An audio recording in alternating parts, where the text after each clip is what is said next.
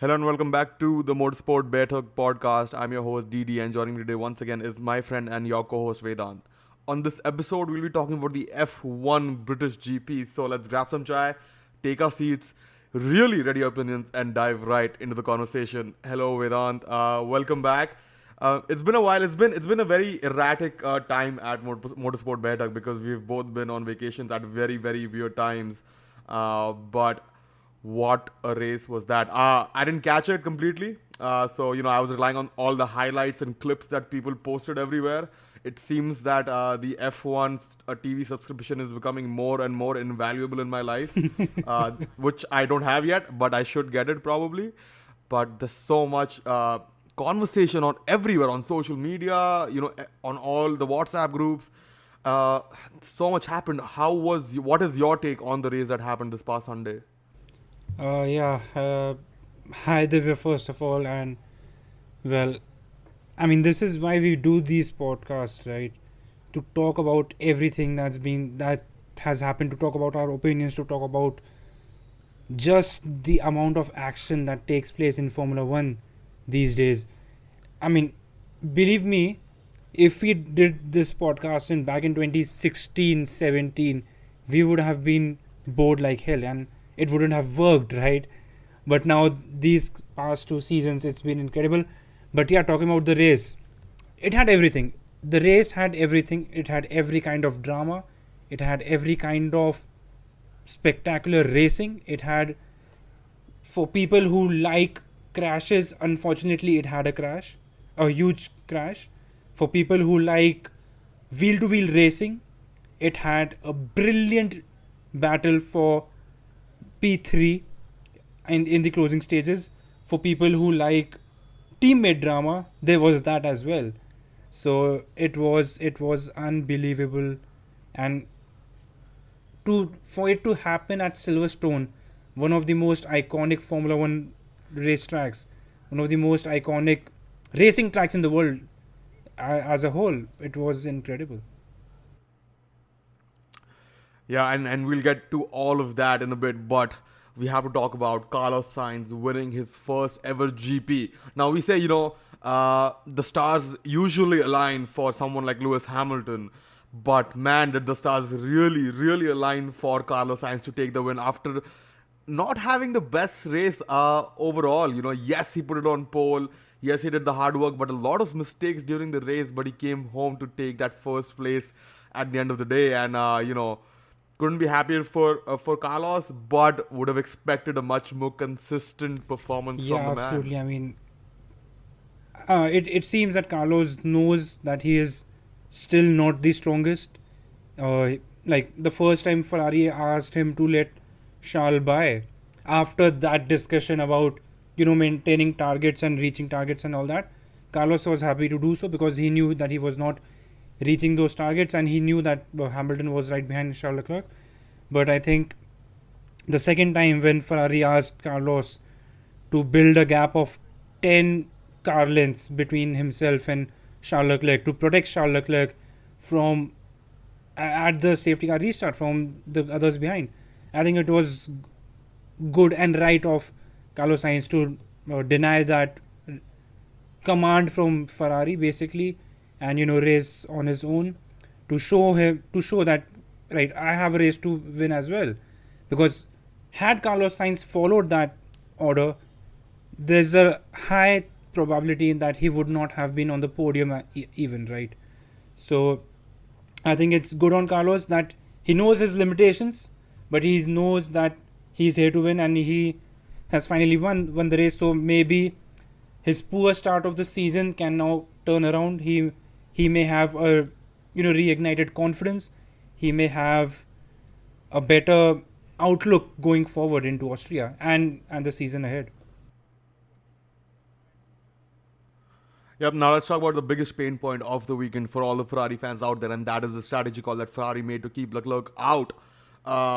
What do you think about that? Obviously I didn't watch the race, so I don't have the complete context. I want to know what do you think about it first before I Yeah, say anything else. it was a strange call. Obviously, Mattia Binotto's defense was that you protect your lead driver, and obviously had Charles Leclerc pitted and Lewis Hamilton not pitted, had Charlotte had pitted, there's a 99% chance Lewis Hamilton would not have pitted because he had fresh tires.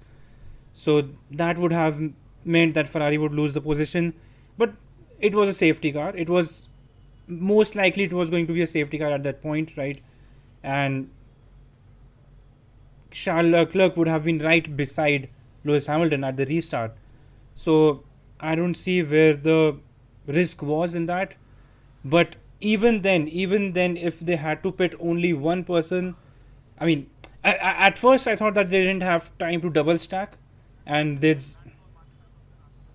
That is what Mattia Binotto said yeah, after but the race. I mean, It's it's on strange the because F1 website actually. because That is exactly the what he data said. I saw on the different social media channels, it apparently there was a 9-second gap between Carlos Sainz and Charles Leclerc when Carlos Sainz reached the pit Yeah. entry. So Yeah. 9 seconds is a long time, even for a bad pit stop. 9 seconds is a long time.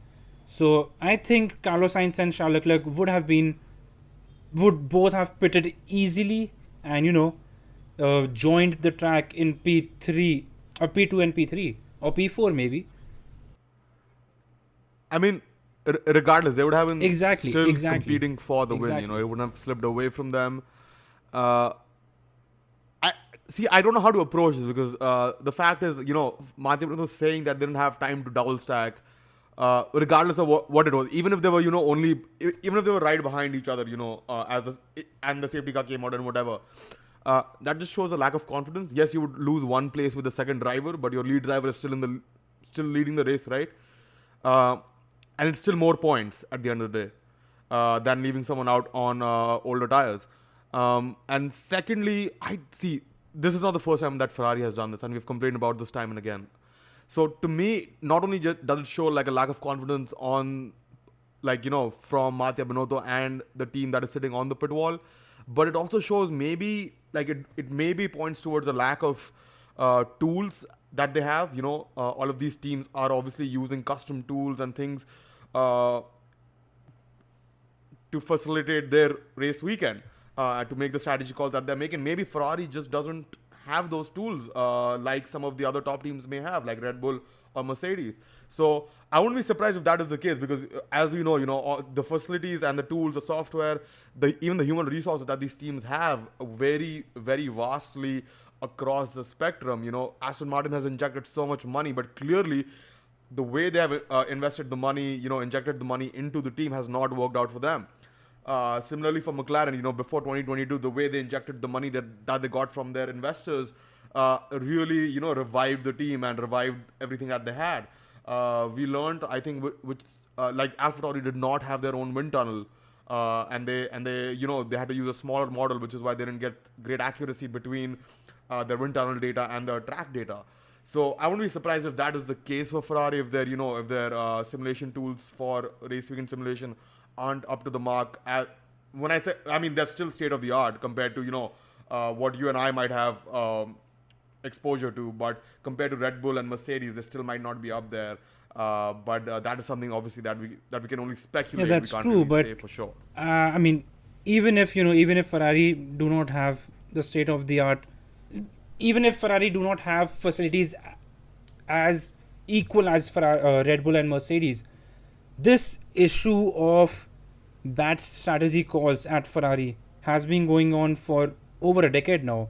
You remember Abu Dhabi 2010 when Alonso went into the weekend with 8 points, with a lead of 8 points in the championship and lost the championship. Then we had the 2012 championship. Then obviously we had the Seb Vettel era at Ferrari. So it's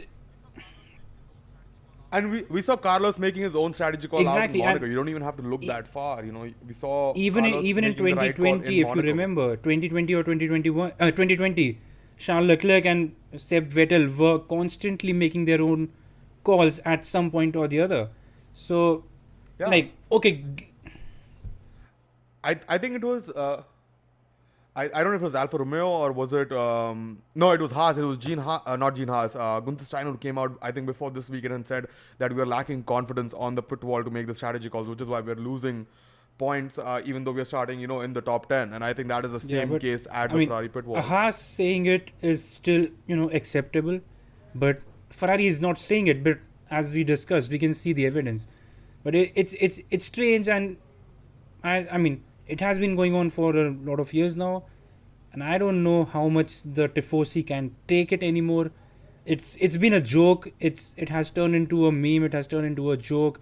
People are writing to the Ferrari HR, right? So I Yeah, mean, it's yeah, it's I saw ridiculous. it. It's ridiculous at this point. Absolutely. The only, I guess, takeaway for Ferrari from this weekend was that they got some points back in the constructors' championship from Red Bull after Verstappen suffered some damage. Um, but I think one of the questions that people have been asking is coming out of this. Obviously, there's not a lot to talk about, in my opinion, from a Red Bull perspective. They just didn't have the best weekend put together. Not exactly their mistake, but whatever happened happened for them. But one question that people have been asking is, could have Hamilton won without the safety car? I'm not sure because again, I didn't really watch the race, so I'm not going to comment on it. But what Well, are your thoughts I on mean, it, Vedant? I was watching the race, and I mean, did Mercedes really have the pace to beat Ferrari see, and Red Bull Hamilton had the pace. Hamilton had the pace. There's no doubt on about Paris it. stage? Carlos Sainz was defending against Hamilton, and maybe had Sainz, lost confidence in his tires at some point, he could have lost the place. And in the lead, Charles Leclerc had lost part of his front wing, which I believe was the first reason Ferrari wanted to protect him from Hamilton in the whole safety car pit stop saga, right? But if I do believe that he had a shot at winning. Ferrari would have made it very, very difficult for him. They could have made it very difficult for him. But had it, had there not been a safety car, there's a high probability that Hamilton could have won this race. And that, I mean, we are so very happy that Carlos Sainz won in Silverstone. But had Hamilton won it, it would have been mega, mega scenes. Because Hamilton winning at Silverstone after having a miserable season, that would have been epic. Talking about Hamilton winning, does Mercedes was this an outlier weekend for Mercedes, or does Mercedes seriously have the pace Well, now to going into challenge at the Silverstone, we front always knew that once this again? would be a strong weekend for Mercedes. It is a track they like. It suits their car. They had some upgrades, which I'm not entirely sure, but there were upgrades. So I mean, the all the rumors around the paddock and the talk around the paddock and on the internet was that Mercedes will have a good weekend. Of course, George Russell did not have a good qualifying in the wet, in the mixed conditions, and then of course he had that crash with Zhou Guanyu. But it could have been a much better weekend for Mercedes, definitely. But yeah, is it an outlier? We Yep, can't really yep. say. Austria is a similar track with a high power circuit with not a lot of slow speed corners. So Austria could be a good track for them as well. Now talking about good tracks, obviously we had a lot of wheel-to-wheel racing, but there was a lot of questions raised with the sort of calls, I guess, that the stewards made regarding the wheel-to-wheel racing that happened on Sunday. People are saying that that the way the FIA approached, and did not hand out any penalties, showcase that they were directly in conflict with the International Sporting Code. And then the race did a whole article on it, which cleared things up a little bit, but it still didn't really make sense. So where do you think the racing standards or the racing ethics are at this point of time Oh, I think within the the racing paddock? was pretty clean.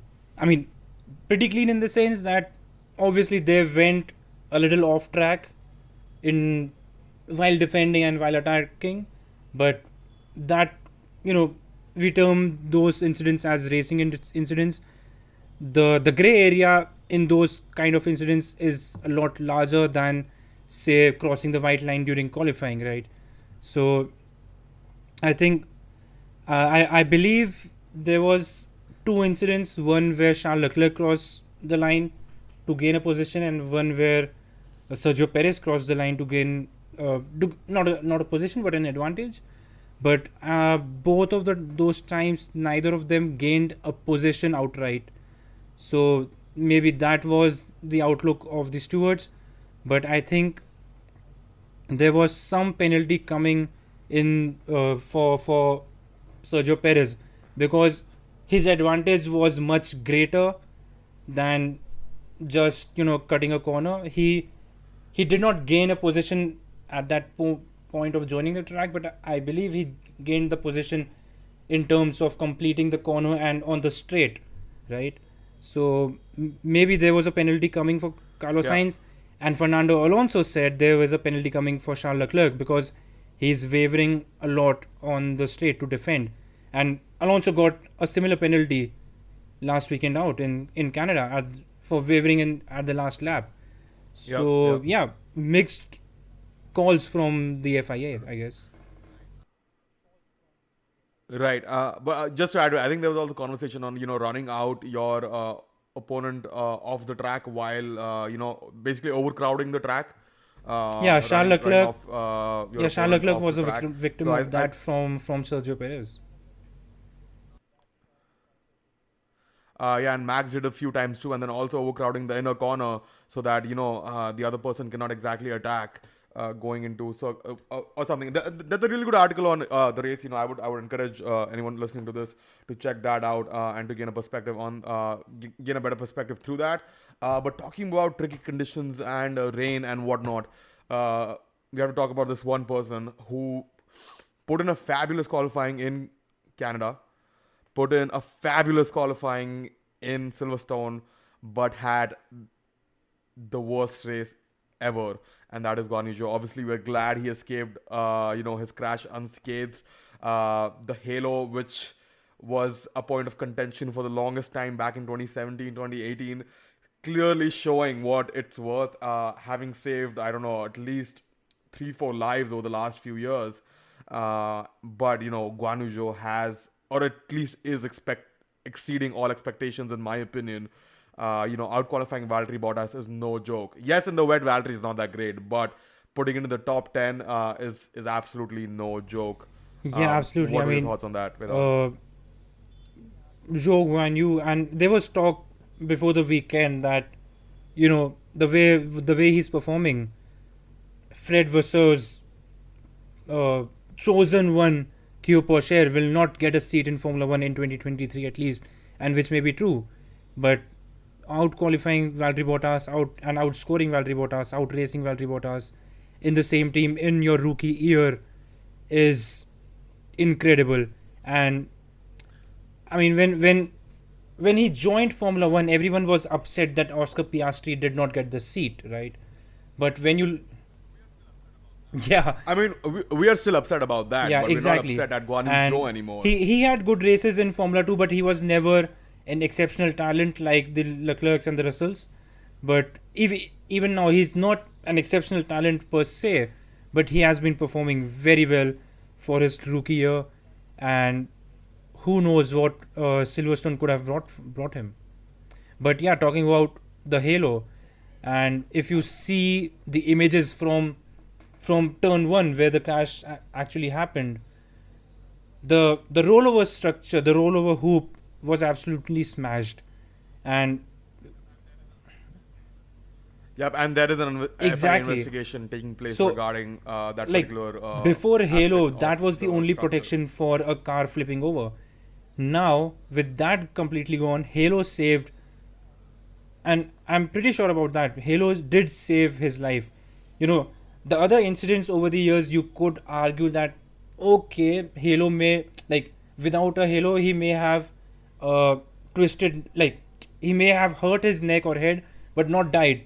But when you look at the images from Silverstone, you can say with 100% certainty that this could have been fatal, and the Halo saved him. And I can't even believe how he flipped over and was stuck between the fence and the tire barrier, and how he escaped that. That was incredible. But the Halo, I think, in Silverstone demonstrated for the final time that it is worth it. I don't think anyone ever again will question it. Yeah, absolutely. Yeah, I hope he's doing fine. Oh, He has to race again in Yeah, I mean he in less was than doing 7 fine. He days. was in the So paddock talking to Stefano Domenicali while the race was still on, so he's fine. But I think we have to give our thoughts to Alex Albon as well because he's in hospital and he's recovering from that very weird crash. Yeah, I yeah, think it I'm not was sure at what the happened with start him. I and didn't see people his were crash. avoiding the crash up ahead from the Guanyu Zhou crash, and Albon got hit from the side by I think an Aston Martin and then spun around and whatever. But yeah, it was not as high profile and as spectacular air quotes Okay. as the crash of the Alfa Romeo. Sorry. Yeah. Yeah. Yeah. However, his teammate Nicholas Latifi, what a qualifying from him, just out of the blue. Apparently, the upgrades worked better for him than they did for Albon. But man, I mean, how long has No. Latifi been there? Like 4 years I think now? this is his third year. Third year. Three, third year? Yeah. Have we haven't seen him put in Q3 Yeah, I don't before, think so. if I'm Yeah. correct. And this was definitely a very very surprising from him. But good for him. Hopefully, we'll see him keep that seat and not lose it to maybe Oscar Piastri at the end of the year, as there have been speculations going around. But what else? Oh yeah, one Yeah. last thing. The Haas had a double points finish after being out in Q1. How did that come about, Vedant? How did that happen? When they can't even score points after starting in the top 10 Yeah. in pretty much similar conditions, they somehow finished in the top 10, both of them. First points for Mick, so kudos to him. Finally breaking through that, whatever it was. And getting points for himself. But yeah, started what, like 16th and 18th or 17th and 19th, something like that, Yeah, I mean, and finished in firstly, the top 10. Gunther Steiner, like last weekend I said, Gunther Steiner must have gotten yeah. on the phone and said, we look like a bunch of wankers. This time he got on the phone with Gina Haas and said, what is the stuff that he said in Australia? Yeah, I Bunch of think it was legends. bunch of Is legends. that Yeah, what he said? I don't know. Yeah, something like that. Whatever. Someone needs to go back and watch Netflix Drive to Survive season 1, but and they'll know what I'm talking about. yeah, I mean, it's But yeah, great. sorry. It's great What were you because saying? Mick Schumacher's mother and sister were at Silverstone to watch the race, and he scored points in front of them. That would have been great. Like he scored his first points in front of them, but as you said in at the start of the podcast, when we were talking about strategy, that Gene Haas is saying that we don't really know what we are doing at the pit wall. We are not confident in our Yeah, strategies. I think it is a result of that. What do you think? But obviously, I mean, when there are, I don't know what, 5 or 6 retirements from the race, it is easier to score points. But yeah. Don't tell that to Antonio Giovinazzi, who was an F1 for 3 years and yeah, no, always but finished I 11th or think I 12th or think the 13th. Haases performed well as well. Like they had a bit of luck, but they performed really well. And Mick Schumacher going Yeah. against Max Verstappen, trying to make up that place in the last couple of laps was incredible. Yeah, absolutely. And this is probably the first time we've seen Mick really go at it Yeah, without having yeah, without and I mean, crashing or having it is some strange weird because he knew that consequences. he was safely in the points, and he was still fighting for a one couple of more points, and it could have gone either way. But yeah, it's good that And as long as he's not the one yeah, fighting for the championship and yeah, making yeah, stupid moves, that's it's right. it's okay. That's what we want to see. What we He's giving us what he wants, what we want. But yeah, if there's nothing else, Vedant, we yeah, I can wrap guess up this that's podcast. sorry, that's all. That's all from Silverstone. It was quite a lot, and I believe we have covered everything. But Yeah, yeah, damn. I think this is the second year in a row that I've missed the Silverstone race. I'm pretty sure last year I was driving from somewhere. It was like a 10-hour drive, and I just started the drive when the Silverstone race started. And this year once again I was not home. I was traveling once more. Hopefully next year I'll catch the Silverstone race. But good thing last year I didn't catch it. You know, last year it was heartbreak anyway for all Ferrari fans out there with Charles Leclerc losing out his engine or whatever. But yeah, thank you, Vedant, for joining me once again. It's been a pleasure talking F1 with you, and as always, we'll catch you on the next one.